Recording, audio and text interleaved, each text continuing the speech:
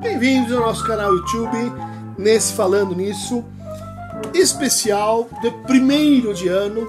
Nós estamos aqui no apagar das luzes, no fechar das cortinas do ano de 2019, começando 2020 com um tema proposto aqui pela Valquíria Viscaino, que assistiu o nosso debate sobre hegemonia cultural no Sesc, com o Ferrez, com a Esther Solano, e faz o seguinte comentário: fiquei pensando na fala do Ferrez sobre hegemonia cultural, sobre um discurso que não se entende, sobre a noção de subserviência.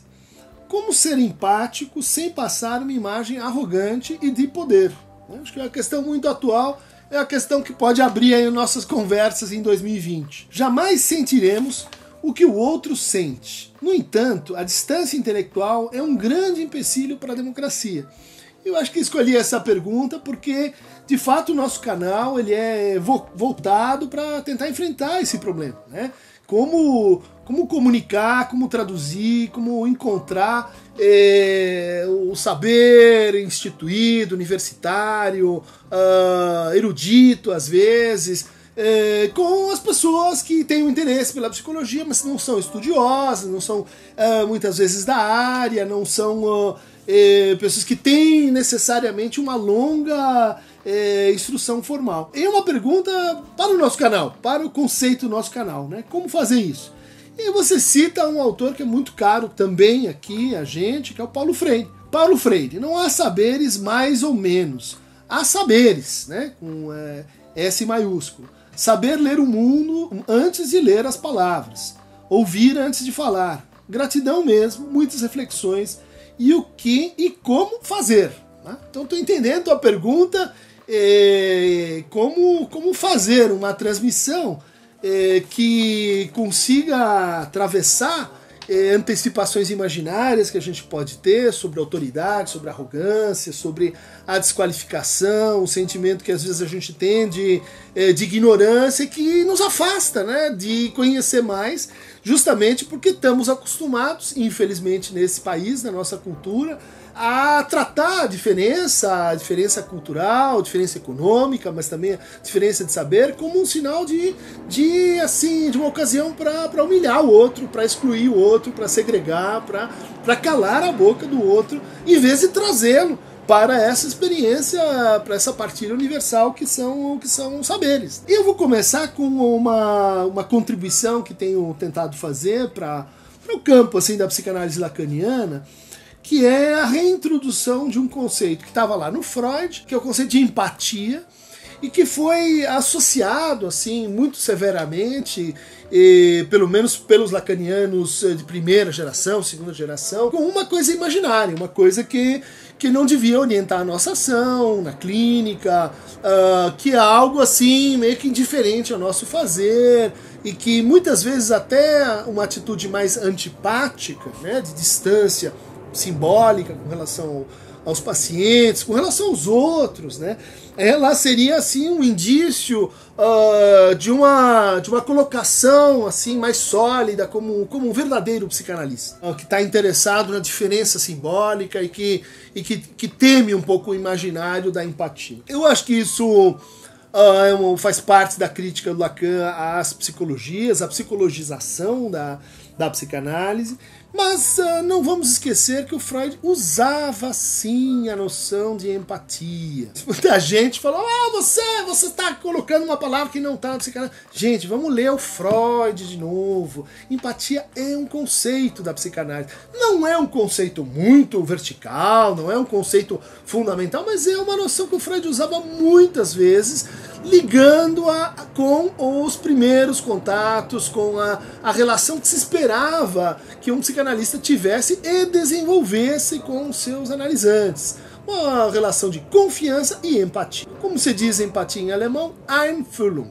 Né? Fühlung vem do verbo fühlen, quer dizer sentir. Einfühlung pode ser assim, sentir junto, ou sentir de tal maneira a produzir uma determinada unidade. Quando que o Freud fala de empatia, além desse contexto mais genérico do que se espera de um analista para que a transferência possa se desenvolver bem? Ele fala desse conceito num capítulo de Xistes e sua relação com o inconsciente. Quando ele diz assim, olha, para contar uma piada, os bons contadores, eles desenvolvem uma espécie assim de relação específica com o tempo, e eles conseguem suspender as regras de censura, eles conseguem produzir uma aproximação entre as pessoas, e que tem que ver com esse sentimento de Einfühlung, capacidade de desenvolver empatia e de se colocar no lugar do outro, né? Ele vai voltar a esse conceito no texto sobre psicologia das massas e análise do eu. Aí sim, para dizer que a empatia pode muitas vezes ser baldada, ser deslocada para uma relação de submissão com o mestre em contexto de massa, né? Então, esse amor que a gente sente por aqueles que amam aquele que a gente ama, ele chama de Verliebtheit, ou seja, de uma unidade amorosa causada por um mesmo sentimento. A sensação de que os outros estão amando, e isso faz com que nosso amor pelo líder, pelo chefe, aumente e, consequentemente, que a nossa alienação pelo líder e em relação ao chefe também aumente, né? Então aqui o conceito de empatia tem uma dimensão mais crítica. Mas vamos falar um pouco sobre a origem desse conceito. Ele não vem do grego, né? Ele foi inventado por um teórico da estética chamado Vischer, né, em 1873, portanto assim, bem perto da época em que o Freud já estava teorizando e pensando a psicanálise, né? O Vischer, no seu sentimento estético da forma, observou que determinados quadros, determinadas telas, elas evocam em nós um sentimento de pertença. E ele dizia isso particularmente em relação a quadros, por exemplo, sobre a natureza, quadros do romantismo alemão, quadros que nos falam de situações em que alguém está assim meio incômodo com seu corpo, quadros que narram uma espécie de paisagem na qual a gente se vê capturado, a gente se vê incluído. Qual era a pergunta do Vischer? Como que essas imagens elas promovem em nós uma espécie de movimento?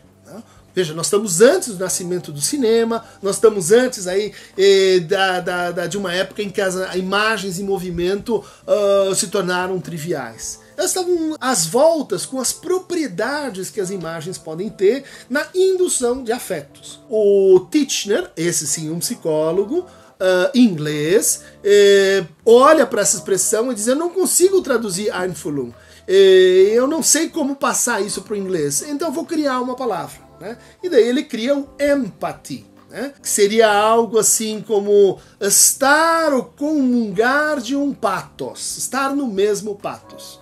E aqui começam as nossas considerações, que precisam distinguir a empatia da simpatia. A simpatia é quando você tem o quê? Algum grau de identificação com o outro. Quando você partilha, quando você cai junto, né? Sim quer dizer cair junto, é ter um traço que vai ao mesmo tempo, como em sintoma, né? Simpatia, de fato, nem sempre, e não deve ser confundida com empatia, porque a simpatia, sim, nos coloca às voltas com um traço que nós dividimos em comum com o outro, né? Isso é bom, isso pode ser bom para um tratamento, mas em geral a gente quer justamente separar, né, não deixar confundir a identificação com a transferência. Principalmente a identificação na sua via assim, de idealização. O tratamento, quando ele sobrepõe essas duas coisas, ele vai mal, né? De fato, então, o perigo estaria mais na simpatia do que na empatia. Uma definição que Cláudio Tebas e eu propusemos nesse livro, O Palhaço e o Psicanalista, como escutar os outros pode transformar vidas da planeta, é o seguinte: pensar que a empatia não é apenas assim um afeto, né? Um afeto que você tem e que você então se põe no lugar do outro, como você disse aqui, Valquíria, né? Jamais sentiremos o que o outro sente, né?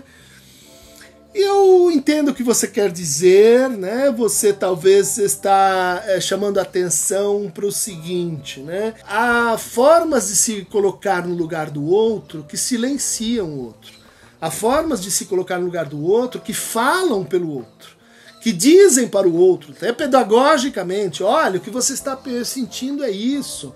Ou então que se apropriam do que o outro sente para aumentar a carga moral, a valência política do seu próprio discurso. Entendo essa crítica, ela é uma crítica que, por exemplo, acompanha o uso do from a feminist point of view, né, o lugar de fala, como uma prerrogativa, vamos dizer assim, daquele que fala sobre seus afetos, sobre sua experiência de sofrimento, né, sobre os seus próprios afetos, mas eu colocaria aqui uma ponderação que é a seguinte: a gente sabe realmente, né, a gente é o proprietário disso que a gente sente e que o outro vai tirar da gente. E é realmente assim que acontece, né? Eu sei sobre mim e o outro não pode saber, ela não pode tomar isso de mim. Será que nós não estamos aí um pouco infiltrados por uma lógica proprietarista também nos afetos, né? E deixando então de lado a ideia de que, assim, na troca de afetos, na troca de sentimentos, na troca de sofrimentos, cada qual tem o seu, é proprietário do seu, pode investir no seu capital. Isso não está certo. Isso me parece assim muito limitado enquanto disposição crítica. E aí, em relação então a essa ideia de que eu preciso desenvolver um lugar de escuta, e esse lugar de escuta e talvez seja a própria definição de empatia, envolve que sim, a gente se coloca no lugar do outro. A gente se coloca no ponto de vista do outro. Isso é muito importante. Quando isso não acontece, e veja, quando você diz assim, você não pode entender o que eu passo e o que eu penso, você pode escutar também, não se coloque no meu lugar. Eu gostaria que os outros se colocassem no meu lugar, e eu gostaria de me colocar no lugar do outro, sim, como um ponto de vista. Só que o outro, e eu mesmo, não somos um ponto de vista. Eu não quero ser reduzido a um ponto de vista. Um ponto de vista é um conceito da geometria. Né? Quer dizer, é um ponto. Né? Tem um ponto de vista. A gente é muito mais do que um ponto de vista. A gente é muito mais que nossas opiniões. A gente é muito mais que nossas narrativas a respeito das nossas histórias, dos nossos afetos. Né? Além do ponto de vista, há que se considerar, isso é muito importante para a psicanálise, aquilo que é estranho naquela que sente. Aquilo que é unheimlich naquela que sente. Aquilo que é corpo, por exemplo, em você. Você não é um ponto de vista. Por quê? Porque você tem um corpo, que tem um sapato que dói em você, porque tem uma experiência no tempo do seu corpo. Você não é um ponto de vista e você não é proprietário das suas opiniões e dos seus sentimentos, porque há um estranho em você, como há em mim. Portanto, eu não posso me apossar do seu ponto de vista, porque isto que é estranho em você me afeta naquilo que é estranho em mim. E veja, quando a gente completa esse circuito, né, quer dizer, eu parto daqui, me ponho no lugar do outro, experimento isso que é uma alteridade no outro, essa alteridade do outro toca na minha própria autoridade, né, naquilo que eu desconheço em mim, naqueles afetos que estão sendo causados aí, sem que você saiba e sem que eu saiba exatamente como isso está se dando. Quando isso acontece, eu posso então regressar a um ponto de vista, que seria então o meu, tá? Mas o meu indeterminado.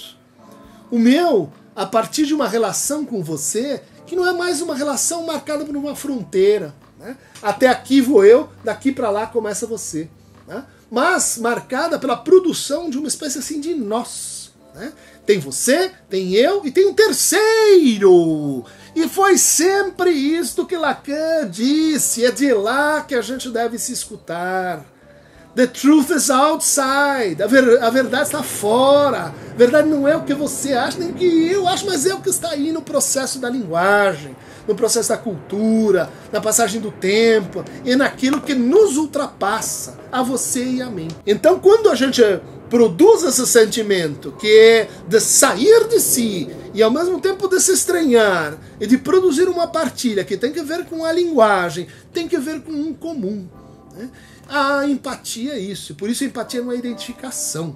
Eu não me empatizo com você porque eu gosto das mesmas coisas que você, eu torço para o mesmo time que você, eu tenho as mesmas opiniões alegóricas que você, eu consumo as mesmas coisas que você. Não é nada disso, isso é simpatia, isso é identificação, isso não é empatia. Empatia é esta viagem em que a gente sai de si, em que a gente se indetermina, em que a gente não sabe exatamente o que sou eu, onde eu começo, onde eu termino, e entre nós, em vez de uma fronteira, onde tem o seu condomínio e tem o meu, e eu não posso entrar no seu, porque você que é dono do seu condomínio, existe um litoral, e esse litoral faz com que a gente, às vezes, esteja mais para um lado, às vezes esteja mais para o outro, e que a gente coloque, então, o nosso lugar de escuta como um lugar de produção de um terceiro e, quiçá, de um quarto entre nós. Acho que é isso que queria Paulo Freire quando falava de que antes do professor e do aluno e daquele superletrado e do outro que sofreria com uma carência social, antes disso tudo a gente já lê o mundo. Antes disso tudo a gente já tem um terceiro ao qual nós pertencemos, que chama-se mundo. É que a gente pode dizer assim, eu sou um pouco dono dele, sim, mas ser dono, sócio, proprietário, é uma relação muito pequena quando a gente fala em saber. O saber, ele tem justamente essa propriedade de se transformar e de passar de um para o outro sem que ele tenha dono. Lacan dizia isso, não existe propriedade intelectual. Essa é uma das consequências do inconsciente, né? Que o saber é meio de gozo, o saber é litoral, o saber não é uma propriedade. Vamos parar com essa ideia, né? Seja a propriedade erudita, seja a propriedade do sofrimento, seja a autoridade de falar sobre si ou a autoridade de falar sobre o outro. O que importa é quando a gente consegue empaticamente fazer essa viagem, sair de si e produzir empatia. Né? Não só empatia não é tô sentindo empatia, agora parei de sentir empatia. A gente produz empatia. Isso é um acontecimento quando isso se dá. E eu espero ter respondido a você, querida Valquíria Viscaino, na tua pergunta de como é que se faz isso. Né? Se faz isso viajando, se faz isso viajando com o outro, se faz isso saindo de si e voltando a si, se faz isso reconhecendo que a empatia é também uma das vias, não é a via régia, esse é o sonho, mas é uma das vias para o inconsciente. Então, gente, 2020 está começando, mais empatia, menos intolerância, menos... Não concorda que Cristo seja representado como homossexual, como fez o Porta dos Fundos. Não põe uma bomba na produtora. Isso significa que você perdeu o debate das ideias. Isso significa que você é incapaz de empatia. Né? Isso significa que você não entendeu nada sobre o que é a cultura. Cultura que ultrapassa aquilo que você acha que é dono e o que eu acho que eu sou dono. É tudo nós, gente. Tamo juntos.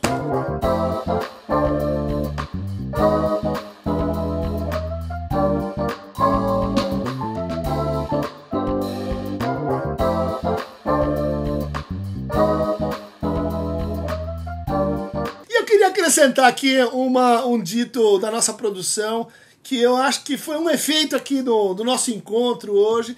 Bully, o famoso e máximo sábio desse canal, disse, olha, gentileza gera gentileza, mas empatia gera empatia também. Abraço, Bully, tamo junto.